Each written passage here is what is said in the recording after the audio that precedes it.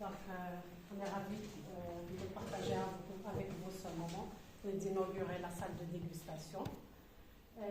Avant de parler de la dégustation, de la salle de dégustation, on veut vous donner juste un petit aperçu sur l'huile d'olive, comment s'effectuent les analyses physico-chimiques et organoleptiques pour arriver à classer les huiles selon le type de l'huile d'olive. Donc, premièrement, les critères de classification des huiles d'olive.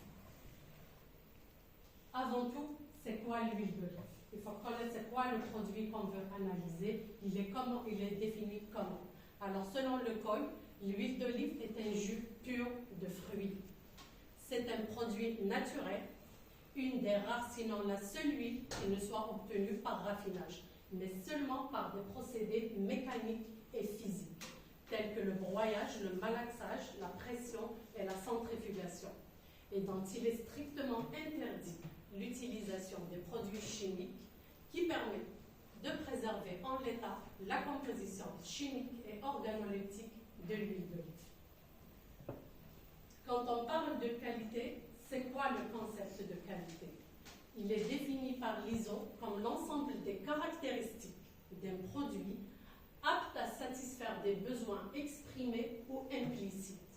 Dans le cas de l'huile d'olive, il se réfère aux caractéristiques physico-chimiques, organoleptiques, nutritionnelles et culinaires. C'est toutes ces caractéristiques qu'elle doit satisfaire l'huile d'olive pour qu'elle soit classée dans tel ou tel type d'huile d'olive. Pour les différents types d'huile d'olive, donc après extraction de l'huile, on a l'huile d'olive vierge. Elle est partagée en huile d'olive vierge extra, huile d'olive vierge courante et huile d'olive vierge lampante. Les trois premières, elles sont aptes à la consommation. La dernière, l'huile d'olive vierge lampante, elle est impropre à la consommation. On l'est pas. Donc, elle subit un système de raffinage, un processus de raffinage, et avec un coupage avec l'une des trois premières huiles, on obtient une huile d'olive. Le troisième cas, c'est l'extraction par solvant des huiles de grignon. C'est pour utiliser les huiles de grignon et extraire le maximum d'huile. On le fait par solvant. Là, on parle d'un processus chimique. On va obtenir une huile d'olive de grignon d'olive qui est raffinée après raffinage. Et coupage avec les trois premières, vous avez une huile de grignon d'olive. C'est la classification des huiles d'olive. Pour arriver à cette classification, il faut faire un certain nombre d'analyses. Donc, on a les analyses physico-chimiques et les analyses sensorielles et organoleptiques. Dans le cas des analyses physico-chimiques, donc les plus importants qu'on fait au niveau du laboratoire, c'est la détermination de l'humidité, de l'acidité, de l'indice de peroxyde et de l'absorption en ultraviolet. C'est les 4 paramètres qui vont déterminer la classification des huiles. Donc, brièvement, je vais vous donner c'est quoi les 4 paramètres. L'humidité, c'est la teneur en eau contenue dans l'huile d'olive. Elle est exprimée en pourcentage de la matière humide. C'est le facteur principal de l'hydrolyse des triglycérides. Donc, on part à partir d'un triglycéride, qui est le composant principal des huiles d'olive. Quand il est en contact avec l'eau, il y a rupture de la liaison et libération des acides gras libres. C'est ces acides gras libres qui font augmenter le taux d'acidité dans l'huile. L'humidité des huiles d'olive vierges ne doit pas dépasser 0,2%. Pour l'acidité, elle reflète la quantité d'acide gras après hydrolyse des triglycérides. Il y a libération, c'est un processus, c'est un cheminement. Donc, on a rupture des triglycérides, libération des acides gras libres, et vous avez la quantité d'acide gras libre dans le contenu qui est importante, et on parle d'une huile acide ou d'une huile non acide. Elle est exprimée en quantité d'acide oléique.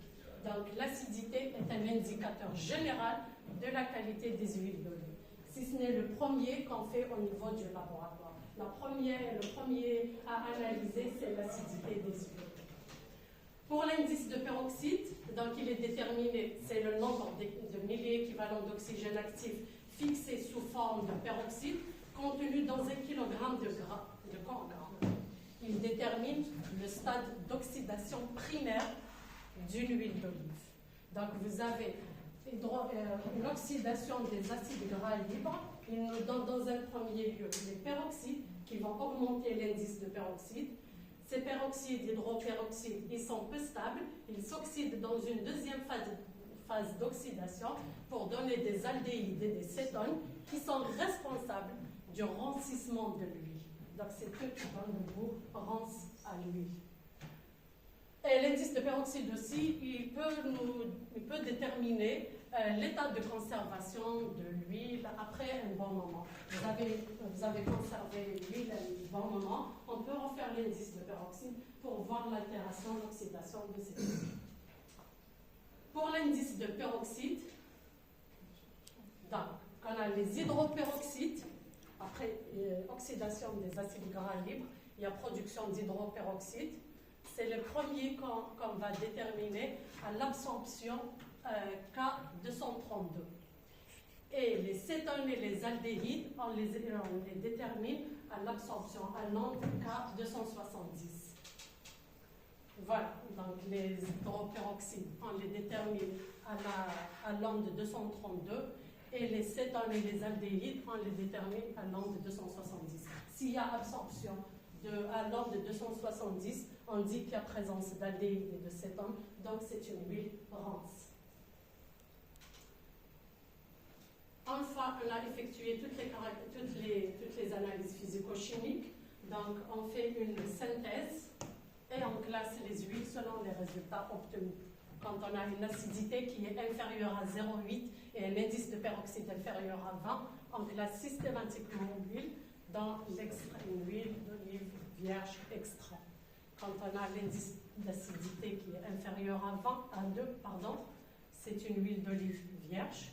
Quand il est inférieur à 3,3, c'est une huile d'olive courante, vierge courante. Et quand l'indice d'acidité est supérieur à 3,3, on dit que c'est une huile d'olive vierge lampante. Les analyses physico-chimiques à elles seules ne suffisent pas pour classer les huiles. Il faut une deuxième étape, c'est l'analyse sensorielle des huiles d'olive pour déterminer les caractéristiques organoleptiques des huiles. La détermination des caractéristiques organoleptiques, elle se fait par les organes de sens.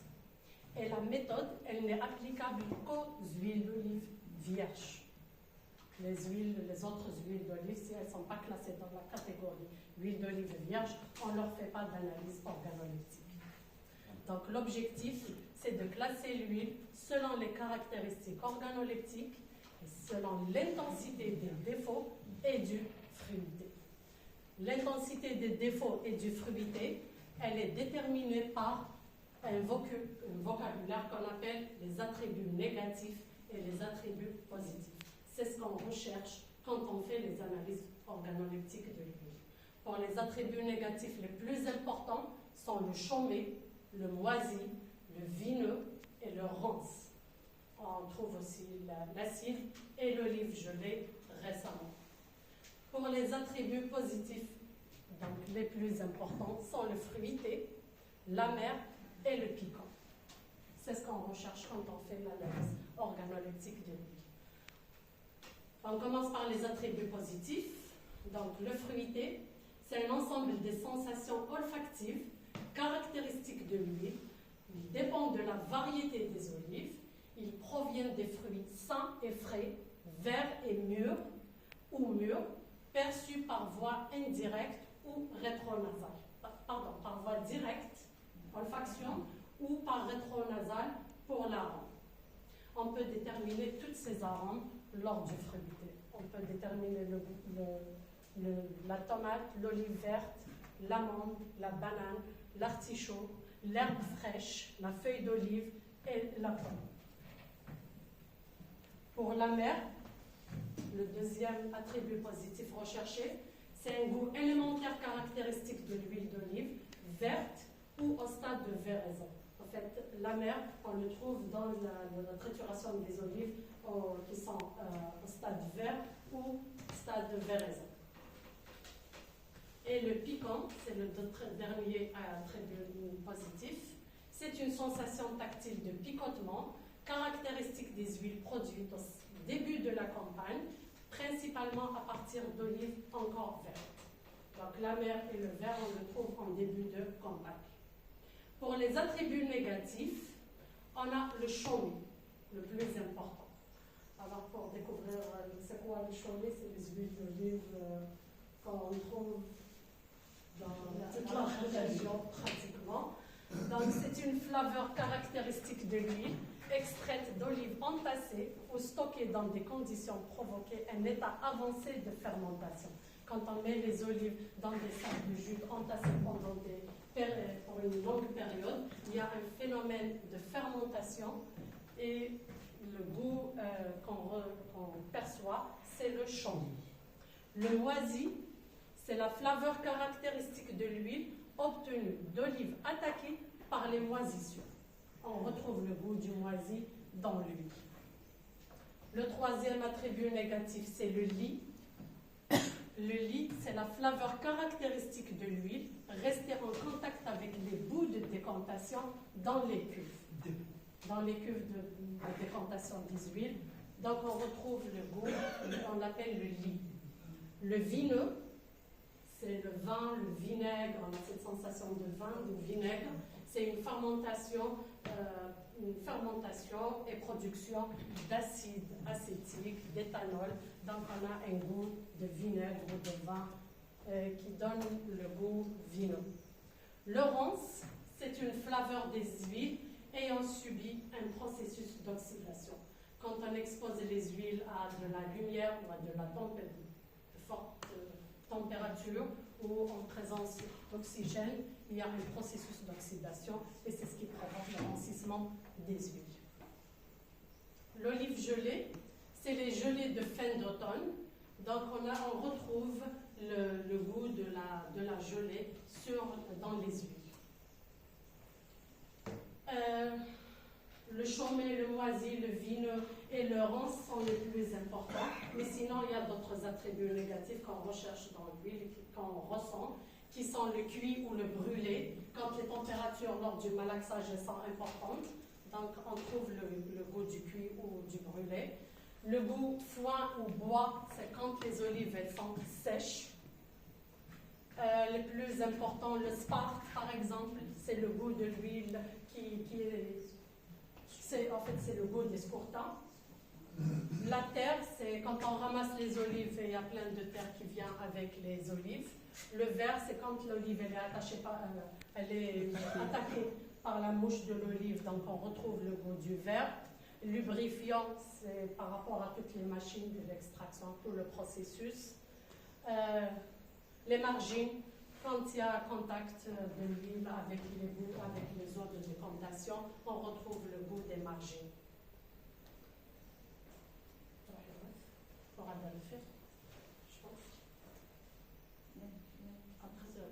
Donc, après tous ces attributs positifs et négatifs et l'analyse physico-chimique, toutes ces données, elles nous permettent de classer les huiles. Et tout ce phénomène de caractérisation organoleptique, il se fait par la dégustation qu'on fait au niveau de la salle de dégustation. Et je passe la parole à la collègue pour vous expliquer tout le processus de dégustation.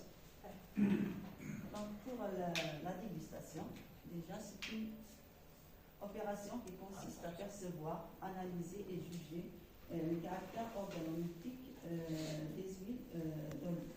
Donc la méthode, elle est applicable qu'aux huiles d'olive vierge.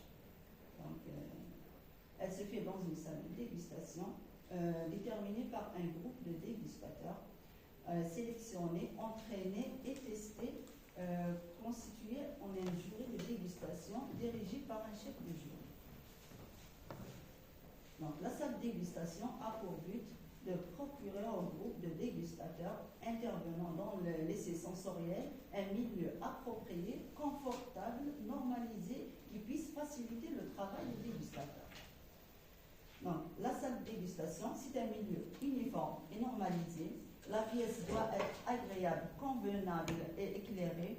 Donc, la teinte de la salle doit être neutre pour créer une atmosphère détendue.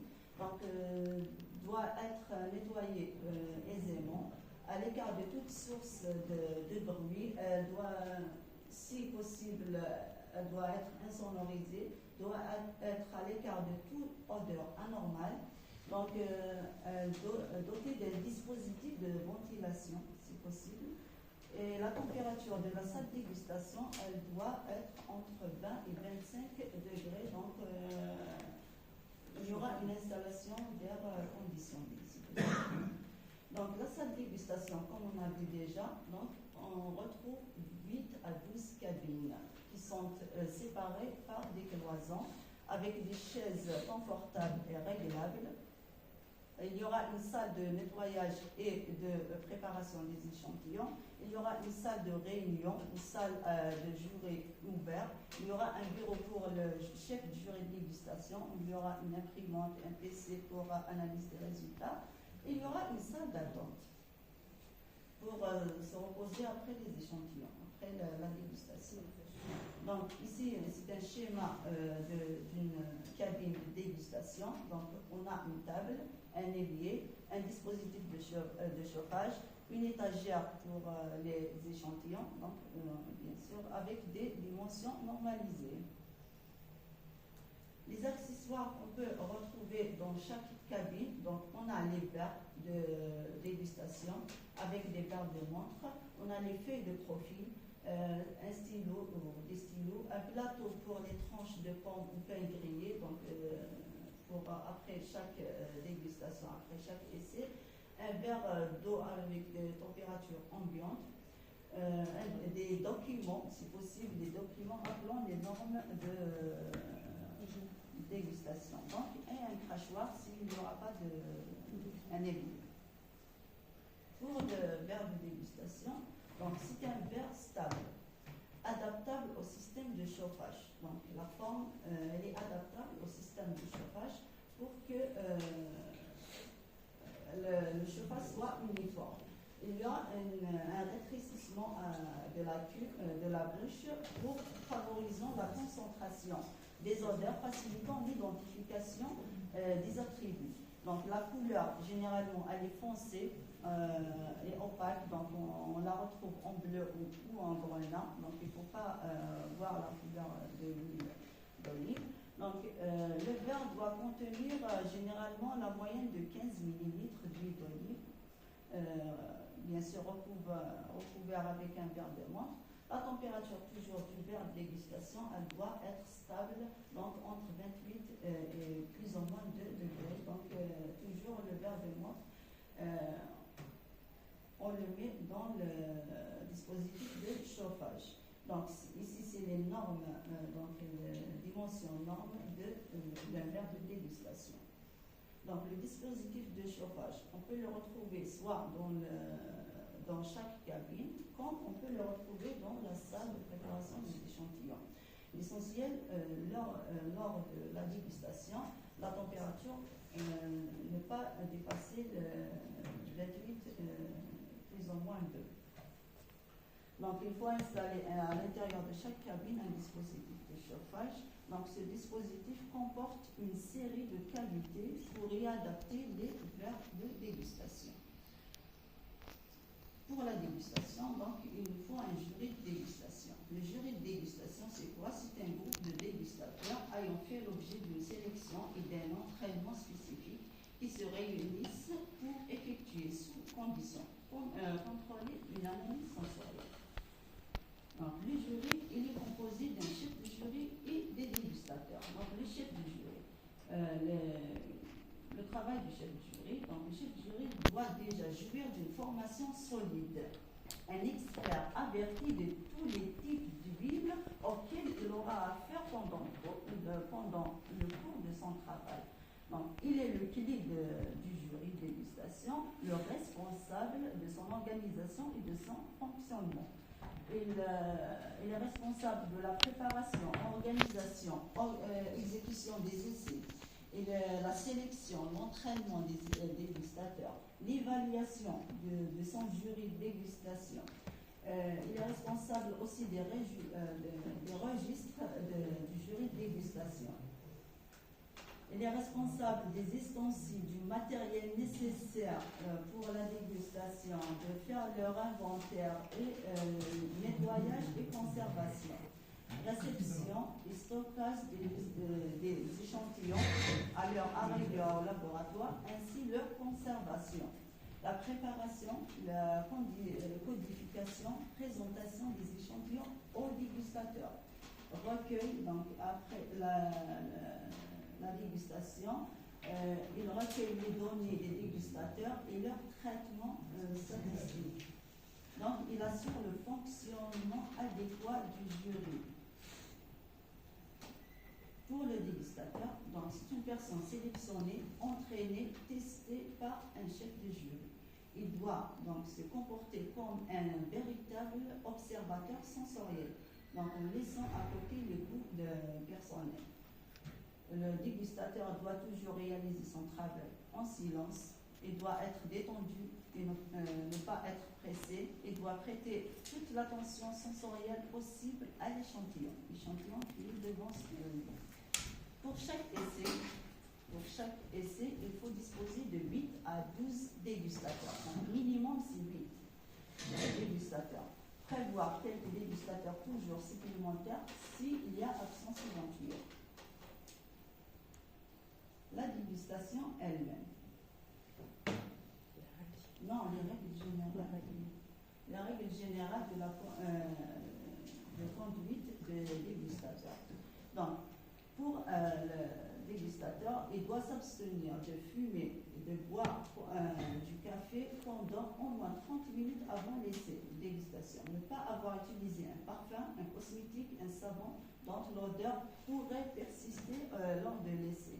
Les mains doivent être lavées avec un savon non parfumé, bien sûr rincé et séché. Ne rien manger pendant au moins 60 minutes avant la dégustation.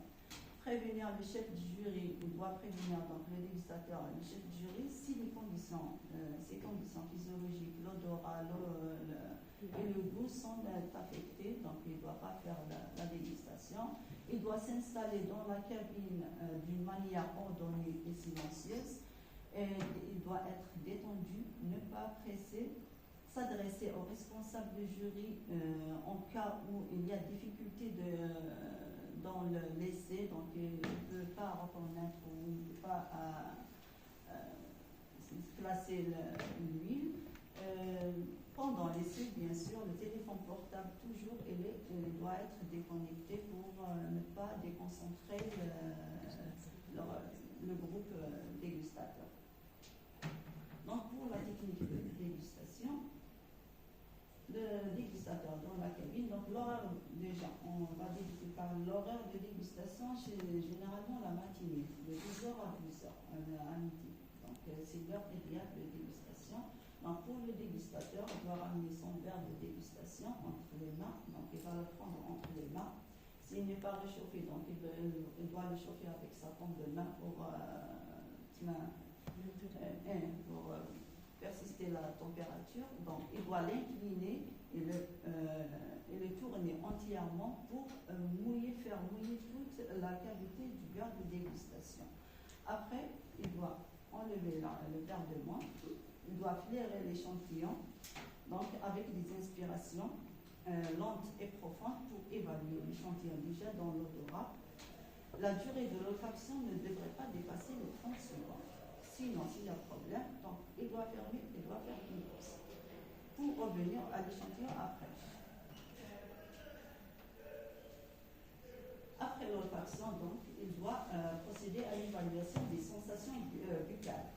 Donc, il doit prendre une gorgée de l'huile, 3 ml environ, distribuer l'huile dans toute la cavité buccale, donc dans la bouche, la langue, le palais, la gorge, les saveurs et les sensations, donc ils ont des intensités différentes.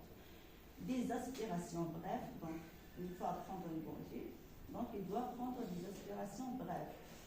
Donc le geste faisant pénétrer l'air par la bouche permettant donc de prendre déjà l'échantillon dans la bouche, dans la cavité buccale, et également de percevoir les arômes donc, par la voie rétronasale. Donc il doit, à la fin, donc il a pris son temps pour déguster et assimiler les saveurs, les flaveurs, les arômes et les odeurs. Donc il doit remplir bien sûr une feuille de profil dont il y a des intensités différentes. Il est recommandé à la fin donc, de prendre un petit morceau de pomme ou un pain grillé, de rincer la bouche. Donc entre chaque échantillon, il doit prendre un petit bout de pomme, de rincer la bouche avec de l'eau, bien sûr potable et avec la température ambiante. On va dans la journée, le dégustateur il peut faire 3 essais, 3 séances. Donc chaque séance, il y aura 4 échantillons. Donc il y aura 12 échantillons par jour, seulement, pour chaque dégustateur. Entre les séances, il y aura une pause de 15 minutes. La feuille de profil, donc dans la feuille de profil, on trouve les intensités des défauts et des attributs positifs. Donc on a une échelle de 10, donc c'est régulable avec une règle, c'est une échelle de 10 cm. Donc on classe les attributs en intensité de 0 jusqu'à 10. Donc on retrouve les attributs essentiels et les attributs négatifs essentiels et les attributs positifs essentiels, fruité, la mer et le piquant. Donc pour les intensités des sensations nasales, donc on peut se référer à cette échelle. Donc on a toutes les intensités de 10 jusqu'à 1.